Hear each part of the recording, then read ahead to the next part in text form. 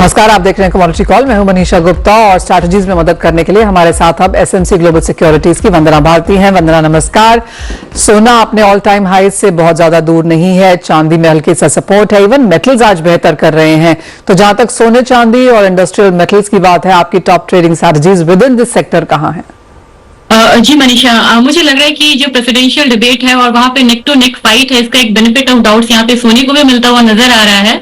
और हमने देखा कि डॉलर इंडेक्स और ट्रेजरी में भी यहाँ पे फॉल है, तो मेरे ख्याल से ये जो अपसाइड है कंटिन्यू रहेगा। सिल्वर हो सकता है कि यहाँ पे आउट परफॉर्म करे और गोल्ड सिल्वर रेशियो 87 तक आए। फिलहाल मुझे लग रहा है कि गोल्ड में बाइंग करके ही चलना चाहिए। 72,125 एक लेवल रहेगा जहाँ पे बाइंग करनी चाहिए। जो टारगेट है 72,400 का रहना चाहिए। स्टॉप लॉस लगाना होगा 71,850 का। सिल्वर में मेरी यहाँ पे बाइंग की सलाह रहेगी करीब करीब 84,800 के करीब। जो टारगेट है वो थोड़ा सा लंबा टारगेट है 85,500 का। स्टॉप लॉस लगाना होगा 84,400। मुझे लग रहा है कि सिल्वर में 86,000 तक के लेवल्स आ सकते हैं इजीली, और यहाँ पे हम गोल्ड में 72,800 तक के लेवल्स को आता हुआ देख सकते हैं। रही बात यहाँ पे बेस मेटल्स की, तो कॉपर में मुझे लग रहा है कि कॉपर इनिशियली यहाँ पे एक स्ट्रेंथ दिखाता हुआ नजर आ रहा है, और कॉपर में मुझे लग रहा है कि 790 के करीब यहाँ पे खरीदना चाहिए। 795 का टारगेट रखना चाहिए। स्टॉप लॉस होगा 788। दूसरी कमोडिटी यहाँ पे क्रूड के साथ जिसको बेनिफिट मिल रहा है वो है एल्यूमिनियम, एक बाउंस का। तो यहाँ पे एल्यूमिनियम में मुझे सितंबर कॉन्ट्रैक्ट में 221.5 पे एक बाइंग रिकमेंडेशन रहेगी। टारगेट होगा 224 का। स्टॉप लॉस लगाना होगा करीब करीब 220 का। ऑलराइट, ये तो बात हुई मेटल्स की वंदना। और साथ ही साथ अगर कच्चा तेल देखें तो एक बहुत जोरदार धड़ाम टाइप ऑफ गिरावट वहां पर देखने को मिली है। 15% की गिरावट in the month of September, 20% down इस क्वार्टर में। अब ये जो 70 के स्तर हम तोड़ चुके हैं, क्या सारी बैड न्यूज प्राइसेस में आ चुकी है, या फिर आपको लगता है कि जिस तरह से हेज फंड्स, मनी मैनेजर्स अब यहां पर लॉन्ग पोजीशंस बंद कर रहे हैं, कुछ और गिरावट की एक्सपेक्टेशन? मनीषा, मुझे लग रहा है कि ये टसल है यहाँ पे, और कल ओपेक का एक आया है, उन्होंने डाउनवर्ड रिवीजन किया है डिमांड आउटलुक का, और ईआई ने कल ही यहाँ पे बोला है कि डिमांड बढ़ के आएगा। तो मार्केट बहुत कंफ्यूज है, और मुझे लग रहा है कि आज अगर इन्वेंट्री देखें तो इन्वेंट्री यहाँ पे प्लस होके आने की उम्मीद है, जो कि काफी वीक से हम लोगों ने एक डाउनफॉल आता हुआ देखा है वहां पे। तो मेरे ख्याल से जो भी अपसाइड है करीब करीब 5720, 5750 पे पजल आउट होते हुए दिखेगी। यहाँ पे ये रैली और एक डाउनसाइड आ सकता है। मुझे लग रहा है कि अभी भी यहाँ पे गिरावट जो है वो कंटिन्यू रह सकता है। हायर साइड पे बहुत स्टेबिलिटी नहीं लग रही है, तो अगर यहाँ पे बाइंग किसी को करनी भी है, ये एक रिस्की बाइंग रहेगा। 5680 के करीब बाइंग करनी चाहिए। 5725 का टारगेट रखना होगा। स्टॉप लॉस लगाना होगा 5640 का, और इन्वेंट्री से पहले आपको यहाँ पे बुक भी करना चाहिए। ओवरऑल मुझे लग रहा है कि एक बार कच्चा तेल को 5450 से 5500 तक का लेवल आता हुआ हम फिर से देख सकते हैं, क्योंकि यहाँ पे जो नेगेटिव ट्रिगर्स है वो यहाँ पे ज्यादा हावी हो रहे हैं। ऑलराइट, और फिलहाल यहां पर एक रिबाउंड भी देखने को मिला है, कुछ अपॉर्चुनिटी बाइंग उन लोअर स्तरों पर। 2.5% की तेजी के साथ फिलहाल आपकी स्क्रीन पे कारोबार भी। लेकिन इसी के साथ एक ब्रेक के लिए रुकेंगे, जब लौटेंगे तो जोड़ेंगे दर्शकों को अपने साथ, लेंगे उनके भी सवाल।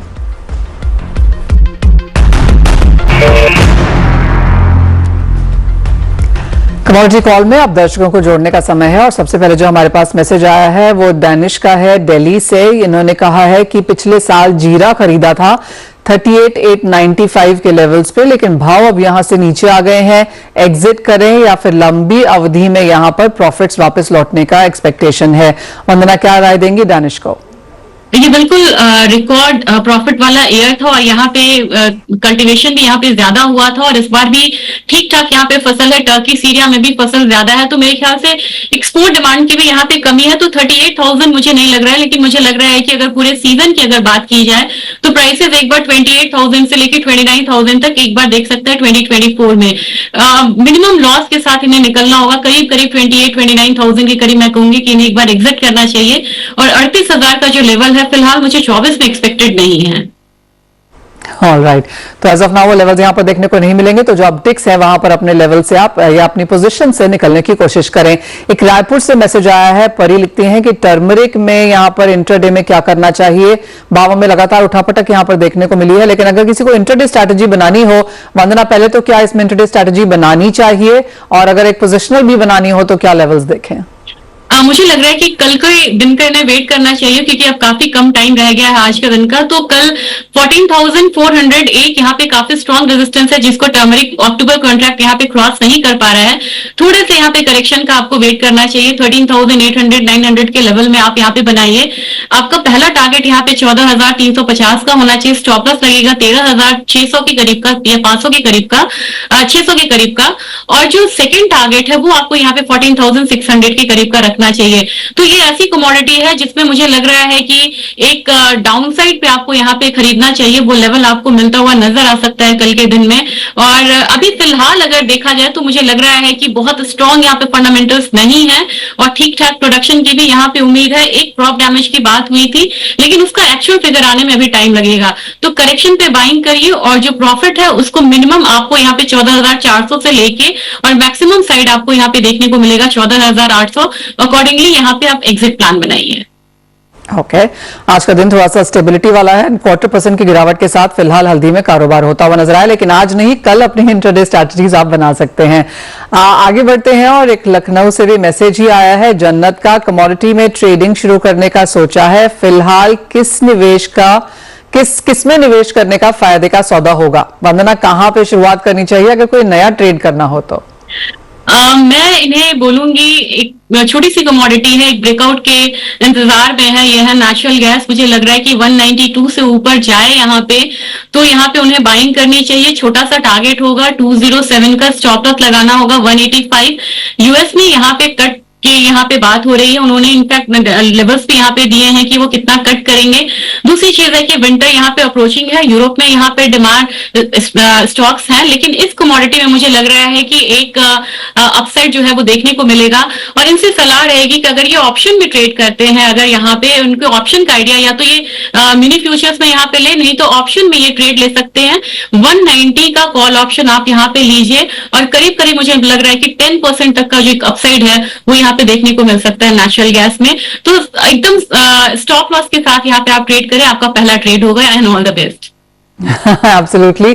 और जैसे वंदना ने कहा आपको कि स्टॉप लॉस के साथ ट्रेड करें, क्योंकि नेचुरल गैस एक छोटी कमोडिटी है लेकिन वॉलेटाइल कमोडिटी है, तो स्टॉप लॉसेस के साथ यहां पर काम करना बहुत बहुत जरूरी। आगे बढ़ेंगे और गुजरात से जिग्ना कैस्टर सीड में जानना चाहते हैं कि 5433 के लेवल्स पे खरीदा था, लॉन्ग टर्म के लिए बने रह सकते हैं या फिर मुनाफा लेके एग्जिट करें? मुझे लग रहा है कि काफी इन द मनी कॉल है और कैस्टर में इसका प्रोडक्शन कम होने की यहाँ पे बड़ी संभावना है। 30% से ज्यादा की उम्मीद है कि प्रोडक्शन कम होगा। और यहाँ पे पोजिशनल कॉल भी मैंने दिया था और मुझे लग रहा है कि 6400 तक प्राइसेस इस लेग में यहाँ पे आना चाहिए। ऑलरेडी आप इन द मनी है, एक से ज्यादा पोजीशन है, तो यहाँ पे आप 50% को आप बुक करिए। 50% के लिए आप 6400 से लेके 6500 तक के लिए यहाँ पे वेट करिए। वो भी लेवल हो सकता है कि आपको अगले हफ्ते ही देखने को मिल जाए कैस्टर में। वंदना, अगर आपकी कोई top trading strategy with in agriculture space हो तो वो कहाँ होगी? मुझे लग रहा है यहाँ पे कि एक तो यहाँ पे मुझे लग रहा है कि कैस्टर में भी यहाँ पे हम बाय करके चल सकते हैं। दूसरी चीज है यहाँ पे कॉटन ऑयल सीड केक में भी यहाँ पे काफी ज्यादा अपसाइड आता हुआ हम लोगों ने देखा है। एक रैली को कूल ऑफ होने की जरूरत है। 3250 के करीब यहाँ पे मेरी बाइंग की सलाह रहेगी। 3500 का टारगेट होगा। 3150 का यहाँ पे एक स्टॉप लॉस लगा के चलना चाहिए।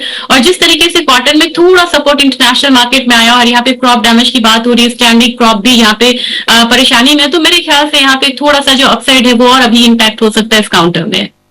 एब्सोल्युटली। तो कुछ बहुत बाइंग की रिकमेंडेशंस यहाँ पर निचले स्तरों में आती हुई। ऑफ कोर्स फॉरवर्ड मंथ में ये एकदम नियर टर्म मंथ है जो यहाँ पर जहां पर हमने देखा है कि भावों में कुछ मुनाफा वसूली के साथ अब कारोबार है। वंदना, बहुत शुक्रिया साथ जोड़ने के लिए, अपनी स्ट्रैटेजीज शेयर करने के लिए और सभी दर्शकों की भी मदद करने के लिए। इसी के साथ हमें एक ब्रेक लेनी होगी। जब हम लौटेंगे तो लेकर आएंगे आवाज समाचार।